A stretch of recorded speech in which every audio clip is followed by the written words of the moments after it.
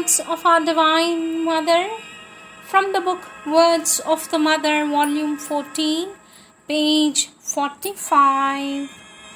Topic Tapasya. Our Divine Mother says, a discipline imposed by the will for any spiritual end is Tapasya. Tapasya is a discipline aiming at the realization of the divine. Mental Tapasya is the process leading to the goal. Vital Tapasya is the vital when it undergoes a rigorous discipline in order to transform itself. Integral Tapasya means the whole being lives only to know and serve the divine. Perfect Tapasya is that which will reach its goal. Our Divine Mother says, no life can be successful without self-discipline. To be a man, discipline is indispensable. Without discipline, one is only an animal. One begins to be a man only when one aspires to a higher and true life and when accepts a discipline of transformation. One begins to be a man only when one aspires to a higher and a truer life and when one accepts a discipline of transformation. For this, one must start by mastering one's own lower nature and its desires. Our Divine Mother says, it can be said that all discipline whatsoever, if it is followed strictly, sincerely, deliberately, is of considerable help, for it makes the earthly life reach its goal more rapidly and prepares it to receive the new life. To discipline oneself is to hasten the arrival of this new life and the contact with the supramental reality. Next topic, ascetic practices. Our Divine Mother says the true attitude is neither to be ascetic nor to indulge in desire. The true attitude is to take in all simplicity what I give, to be perfectly satisfied with it, and neither to ask for more nor to refuse what is given. This is the true example to give, the one that can help the others towards a better understanding of their duties as sadhaks. Our Divine Mother says, remain, my child, simple, quiet and content, and all will be all right. Our Divine Mother says, remain, my child, simple, quiet and content, and all will be all right. Our Divine Mother says, a sannyasi who makes demands is not sincere.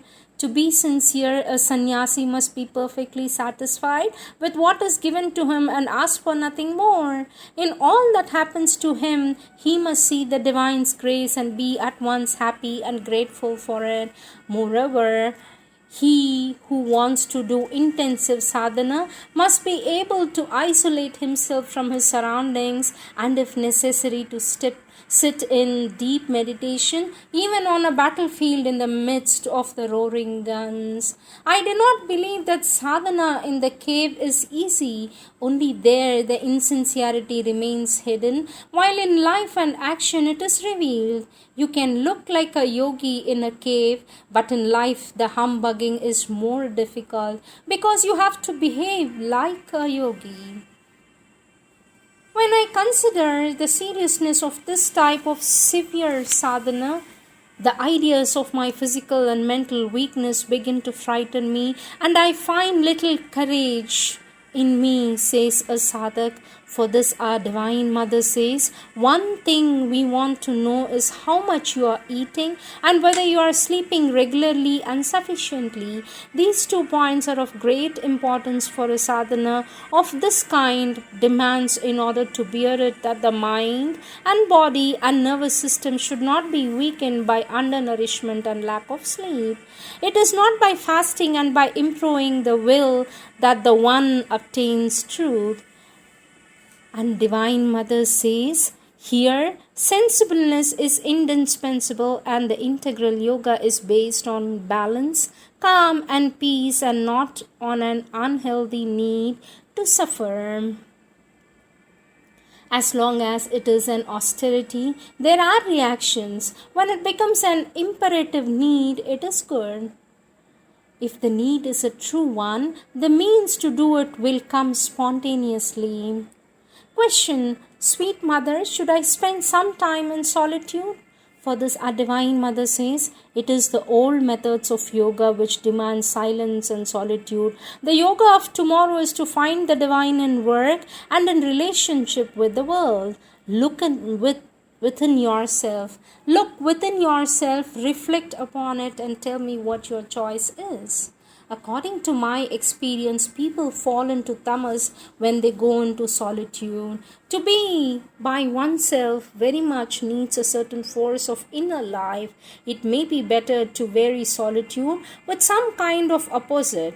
Each has its advantage and disadvantage, and it is only by being vigilant and keeping an inner poise that one can avoid the later. Entire physical retirement is seldom healthy, although a temporary retirement is often helpful, but the main thing is the inner detachment and complete turning to the divine. Next topic, concentration. Our Divine Mother says the moment that stores up and concentrate is no less needed than the movement that spreads and diffuses. Concentration does not aim for any effect but is simple and persistent. Concentration on a precise goal is helpful for development. The more we concentrate on the goal, the more it blossoms forth and becomes precise. The yogi knows by his capacity for a containing or dynamic identity with things and persons and forces. Knowledge can come only by conscious identity. Knowledge can come only by conscious identity, for that is the only true knowledge. Existence, aware of itself, says Lord Sri Aurobindo. There is always some kind of unconscious identification, says our Divine Mother.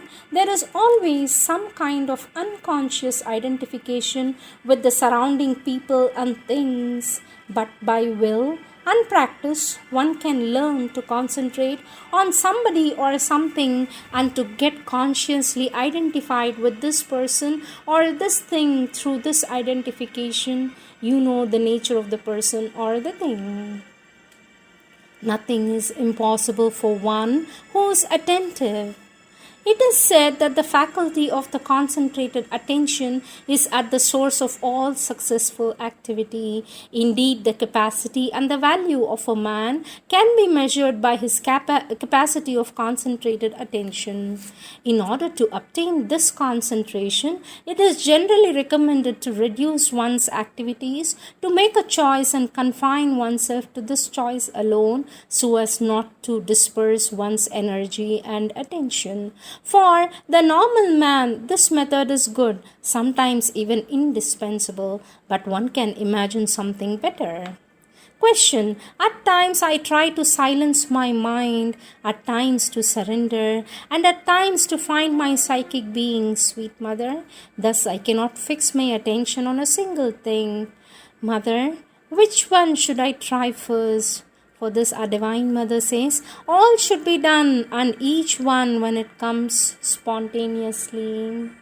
Next topic, meditation. Our Divine Mother says, when you sit in meditation, you must be as candid and simple as a child, not interfering by your external mind, expecting nothing, insisting on nothing. Once this condition is there, all the rest depends upon the aspiration deep within you. And if you call upon divinity, then too you will have the answer. Let me repeat this. When you sit in meditation, you must be as candid and simple as a child, not interfering by your external mind, expecting nothing, insisting on nothing. Once this condition is there, all the rest depends upon the aspiration deep within you. And if you call upon divinity, then too you will have the answer. Each meditation ought to be a new revelation, for in each meditation something new happens. Even if you are not apparently successful in your meditation, it is better to persist and to be more obstinate than the opposition of your lower nature. These are the divine words of our Divine Mother.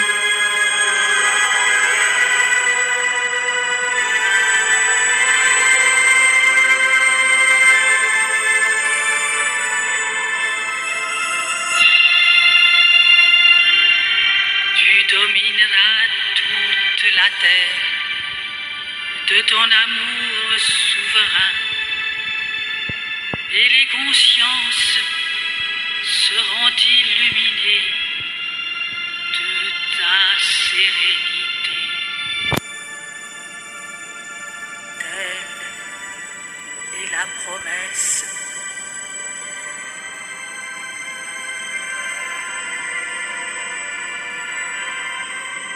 Thou wilt reign over all the earth with thy sovereign love, and the consciousness of men will be full of the light of thy serenity. This is the promise